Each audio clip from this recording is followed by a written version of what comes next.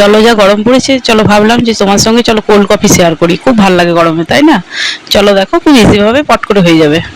এই যে দেখো, দেখে বুঝতেই পারছো, প্রথমে আগে বলে নিই, দুধটা কিন্তু রুম টেম্পারেচার নেবে, আর দুধটাকে যতটা পারবে ঘন করে ফুটি ফুটি যদি রাখো না সবসময়, তাহলে কিন্তু খুব টেস্ট হবে। এই যে দেখো, দুধটা নিয়ে নিয়েছি, এবার আমি এখানে দিচ্ছি ডাস্ট চিনি, তোমরা চাইলে এমনি চিনিও দিতে পারো।